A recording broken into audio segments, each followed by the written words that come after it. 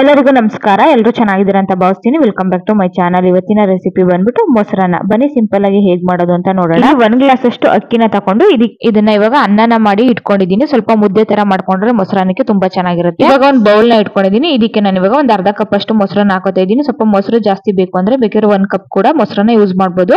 ಮೊಸರನ್ನ ಹಾಕೊಂಡು ಚೆನ್ನಾಗಿ ಬೀಟ್ ಮಾಡ್ಕೊಂಡ್ಮೇಲೆ 1/4 ಕಪ್ ಅಷ್ಟು ನಾವು ನೀರನ್ನ ಹಾಕೊಂಡು ಚೆನ್ನಾಗಿ ಮಿಕ್ಸ್ ಮಾಡ್ಕೊಳ್ಳಿ. ಮಿಕ್ಸ್ ಮಾಡ್ಕೊಂಡ್ಮೇಲೆ ಈ ಮೊಸರನ್ನ ಇವಾಗ ಅನ್ನಕ್ಕೆ ಸೇರಿಸ್ಕೊಂಡು ಒಂದ್ಸಲ ಚೆನ್ನಾಗಿ ಕಲ್ಸ್ಕೊಂಡ್ಬಿಡಿ.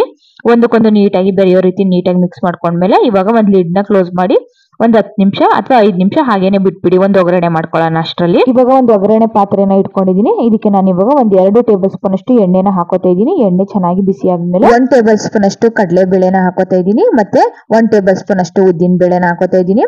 ಮತ್ತೆ ಒಂದು ಅರ್ಧ ಸ್ಪೂನ್ ಅಷ್ಟು ಸಾಸಿವೆ, 1/4 ಸ್ಪೂನ್ ಅಷ್ಟು ಜೀರಿಗೆನ ಹಾಕೋತಾ ಇದೀನಿ. ಹಾಕೊಂಡ್ಮೇಲೆ ಇದಕ್ಕೆ ಸ್ವಲ್ಪ ಹಿಂಗನ್ನ ಹಾಕೋತಾ ಇದೀನಿ. ಬೇಕಿದ್ರೆ ನೀವು ಹಸಿರು ಮೆಣಸಿನಕಾಯಿ ಯೂಸ್ ಮಾಡಬಹುದು. ನಾನು ಇಲ್ಲಿ ಒಣ ಮೆಣಸಿನಕಾಯಿನ ಯೂಸ್ ಮಾಡಿದೀನಿ. ಬೇಕಿದ್ರೆ ಸ್ವಲ್ಪ ಶುಂಠಿನ ತುರ್ದಿ ಹಾಕೋಬಹುದು ಅಥವಾ ಜಜ್ಜಿ ಕೂಡ ಹಾಕೋಬಹುದು. ಸ್ವಲ್ಪ ಕರಿಬೇವು, ಒಣ ಮೆಣಸಿನಕಾಯಿನ ಹಾಕೊಂಡು ಒಂದ್ 2 ಸೆಕೆಂಡ್ ಚೆನ್ನಾಗಿ ಫ್ರೈ ಮಾಡ್ಕೊಂಡ್ಮೇಲೆ ಸ್ಟವ್ ನ ಆಫ್ ಮಾಡ್ಕೊಂಡು 1/4 ಸ್ಪೂನ್ ಅಷ್ಟು ರೆಡ್ ಚಿಲ್ಲಿ ಪೌಡರ್ ಹಾಕೋತಾ ಇದೀನಿ. ಇಲ್ಲಿ ಆಪ್ಷನ್ ಎಲ್ಲ ಹಾಕ್ಲೇಬೇಕಂತ ಏನಿಲ್ಲ, ಸ್ಕಿಪ್ ಕೂಡ ಮಾಡಬಹುದು. ಈಗ ಒಗ್ಗರಣೆ ರೆಡಿ ಆಗಿದೆ. ಇವಾಗ ಮೊಸರನ್ನಕ್ಕೆ ಹಾಕೋತಾ ಇದೀನಿ. ಹಾಕೊಂಡು ರುಚಿಗೆ ತಕ್ಕಷ್ಟು ಉಪ್ಪನ್ನ ಸೇರಿಸ್ಕೊಂಡ್ಮೇಲೆ ಒಂದಕ್ಕೊಂದು ಬೆರೆಯೋ ರೀತಿ ನೀಟಾಗಿ ಮಿಕ್ಸ್ ಮಾಡ್ಕೊಂಡ್ರೆ ನಮ್ಗೆ ಮೊಸರನ್ನ ರೆಡಿ ಆಯ್ತು. ಲಾಸ್ಟ್ ಗೆ ಸ್ವಲ್ಪ ಕೊತ್ತಂಬರಿ ಸೊಪ್ಪನ್ನ ಹಾಕೊಂಡ್ರೆ ಮೊಸರನ್ನ ರೆಡಿ ಆಯ್ತು ಅಂತಾನೆ ಹೇಳ್ಬೋದು. ಮೊಸರನ್ನಕ್ಕೆ ಸ್ವಲ್ಪ ಅನ್ನ ಸ್ವಲ್ಪ ಮುದ್ದೆ ತರ ಇದ್ರೆ ತುಂಬಾ ಚೆನ್ನಾಗಿರುತ್ತೆ ಅಂತಾನೆ ಹೇಳ್ಬೋದು. ಕ್ವಿಕ್ ಆಗಿ ಮಾಡ್ಕೊಳ್ಳುವಂತ ಮೊಸರನ್ನ ಬಿಸಿ ಅಂದಲ್ಲೂ ಕೂಡ ಮೊಸರನ್ನ ಮಾಡ್ಕೋಬಹುದು ಅಥವಾ ತಂಗ್ಳನ್ನ ಏನಾದ್ರು ಇದ್ರೆ ಅದರಲ್ಲೂ ಕೂಡ ಯೂಸ್ ಮಾಡ್ಕೊಂಡು ನಾವು ಮೊಸರನ್ನ ಮಾಡ್ಕೋಬಹುದು. ರೆಸಿಪಿ ಇಷ್ಟ ಆಗಿದ್ರೆ ಲೈಕ್ ಮಾಡಿ, ಶೇರ್ ಮಾಡಿ, ಕಮೆಂಟ್